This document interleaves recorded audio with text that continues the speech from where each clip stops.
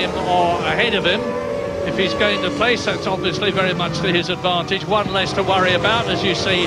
Schumacher, Panis, there's Damon Hill down, Ralf Schumacher, there's Fisichella, and he's still ahead of Eddie Irvine. Bit of a problem here will be falling tyre pressures. They need probably a bit extra pressure with this standing water to give them less aquaplaning.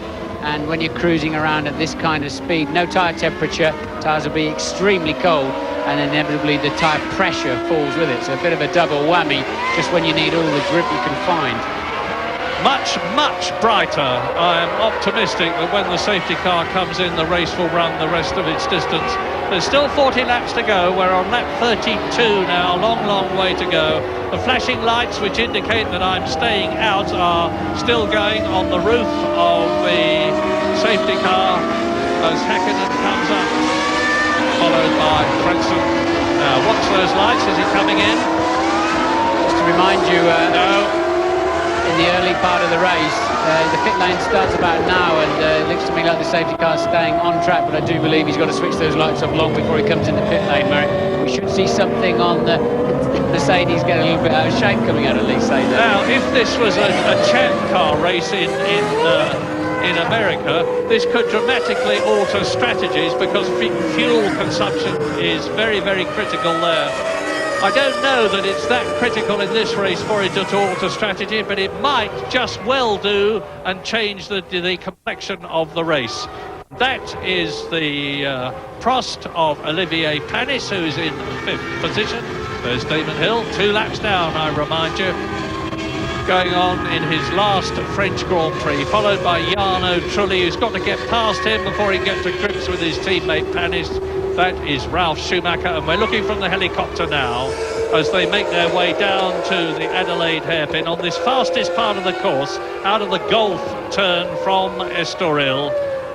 You can see what a very, very sharp corner it is. That's the one where Häkkinen has been so brilliant in this race. Yeah, it's been a lot of overtaking into that corner, really, the main overtaking place of this circuit. There's a couple of opportunist areas further round, but just if you have joined us late, just to remind you that Johnny Herbert dropped out of the race early on with a gearbox problem, and Coulthard was screaming off into the lead and then had some kind of problem with the McLaren, we don't know, pulled over on the side of the racetrack. Häkkinen has made his way beautifully through from 14th to 2nd. Well, there was a time when you would have been looking at those big, wide rear boots. They're much narrower now. The 4 grooves are there for water clearance, and also in dry conditions, just to put less rubber on the road to make the cornering slower in the hope of increasing lap times.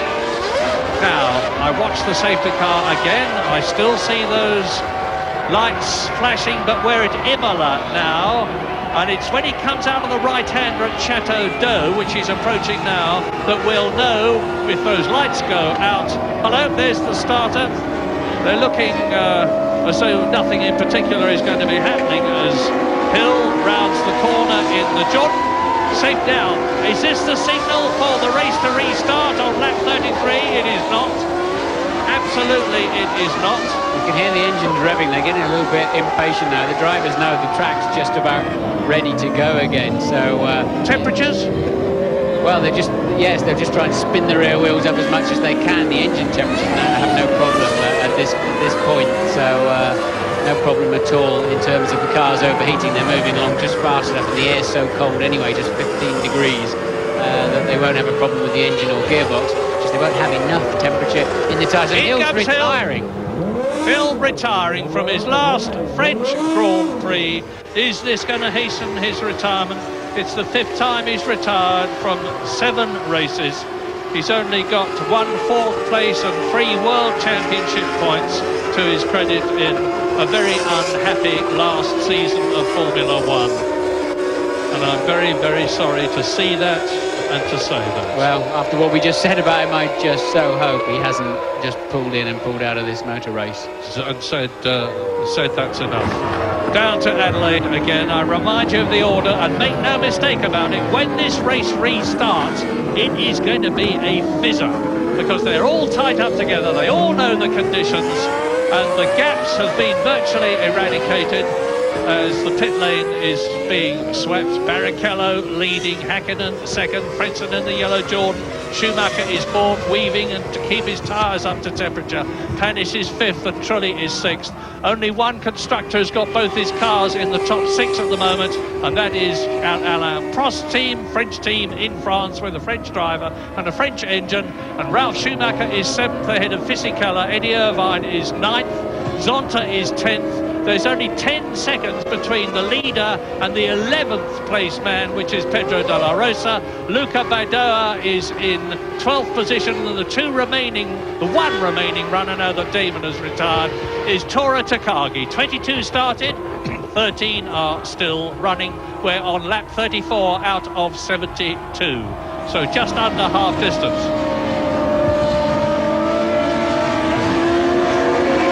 Now, is this it? I don't think so.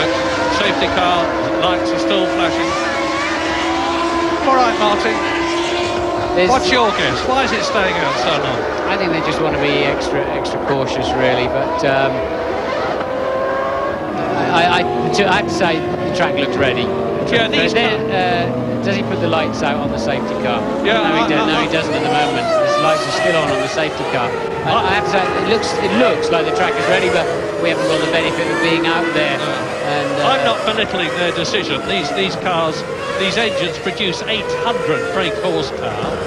The cars only weigh 600 kilograms with the driver and everything aboard. That's an absolutely fantastic power-to-weight ratio, where obviously you can spin the wheels in normal circumstances. Safety car is in at the end of this lap, so they obviously agree with us, and you can see the drivers have been champing at the bit the last couple of laps. They know it's nearly ready to go. Okay, folks, fasten your safety belts. This is going to be it. The French Grand Prix, after a good few laps behind the safety car, is going to restart when Gavin pilots the silver Mercedes into the pit lane, and Rubens Barrichello sees a clear track ahead of him. That's clearly not just to make the pit lane look tidy. That's for when their next pit stop happens. They don't want standing water. Easy enough to lock the wheels going into your pit garage of what is made up of 18 of your own mechanics. So mechanics very much thinking of themselves and their team there and clearing the standing water from the pit lane. Lap 35. Where is Gavin now? He's at the 180. Still got to come up to Imola. He's still got to come up to the Chateau d'Eau. You can see, looking across at the skyline, that the conditions are visibly better than they were. It's infinitely brighter. The rain has well stopped. A lot of the water, by no means all of it, is on the track. And the lights are out. Now we're at Imola. The right, the left, now up to Chateau d'Eau. The right-hander. And Oliver Gavin gets ready to peel off and into the pit lane. Are you ready then? Because now the French Grand Prix is again. I can tell you, I will be so nervous. Now Barrichello takes over the role of the safety car. Barrichello now has control, and he's going to back them all up, and then he'll scamper out of that last corner as quick as he can. There'll be plenty of spray, and there he goes. So Barrichello leads in. Nobody can overtake to the start-finish line, and they're through, but plenty of spray, look, and a lot of pressure on Barrichello. I can tell you, they're all super nervous on the restart of this race. So easy to make a small mistake and be sitting in the gravel trap. But Barrichello has the advantage. Clear track, no spray. Häkkinen is taking a faithful. So is Frentzen there in third position. Michael Schumacher is still fourth. I didn't see him behind the yellow door. There he is. Michael Schumacher still in fourth position ahead of Olivier Panis. And this is the half distance, lap 36 out of 72. As Schumacher challenges Frentzen and runs wide, loses momentum. Frentzen accelerates away. Michael Schumacher is on a charge. Remember what James Allen said? Michael Schumacher's car is set up for wet conditions with more downforce from the rear wing. This should help the German. Michael Schumacher challenging Frentzen. There they are. First, second, third, fourth. And Olivier Panis not so far behind in 5th position, ahead of Jarno Trulli.